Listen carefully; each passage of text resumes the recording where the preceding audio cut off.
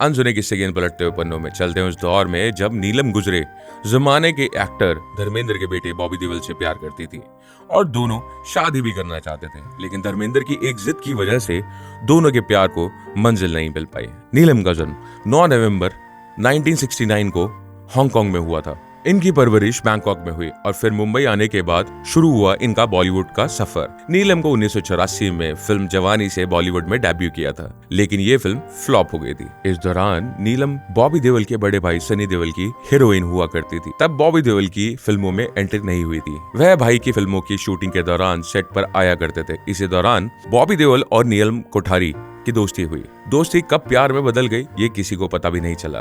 बॉबी देओल और नीलम करीब 5 साल सीरियस रिलेशनशिप में रहे। हालांकि इनका रिश्ता शादी तक नहीं पहुंच पाया क्योंकि धर्मेंद्र इस रिलेशनशिप के सख्त खिलाफ थे। वह नहीं चाहते थे कि उनका एक भी बेटा बॉलीवुड की किसी भी एक्टर से शादी करे। इसी वजह से दोनों का ब्रेकअप हो गया। उन दिनों हर कोई इनके ब्रेकअप के बारे में ही बात करता। किसी ने कहा कि दोनों का इंटरेस्ट शायद एक दूसरे में खत्म हो गया है, तो किसी ने कहा कि शायद किसी तीसरे शख्स से वजह से इनका ब्रेकअप हो गया है। जब ये खबर आग की तरह मीडिया में फैली तो एक्टर्स ने खुद एक इंटरव्यू में कहा कि दोनों आपसी सहमति से अलग हुए हैं, ना कि किसी तीसरे के आने से। साथ ही नीलम ने कहा कि हाँ, ये सच था कि बॉबी और मैं अलग हुए। मुझे अपनी पर्सनल लाइफ के बारे में बात करना पसंद नहीं है, लेकिन हमें लेकर काफी कहानियां बनाई गई और अलग अलग बातें हुई, इसलिए आज मुझे ये बताना ठीक लगा। फिर इसके बाद इनकी जिंदगी में एंट्री हुई गोविंदा की। दोनों ने पहली फिल्म इल्जाम में साथ में काम किया। दर्शकों को इन दोनों की ऑन स्क्रीन जोड़ी काफी पसंद आई और फिल्म हिट रही। फिल्मों में काम करते वक्त गोविंदा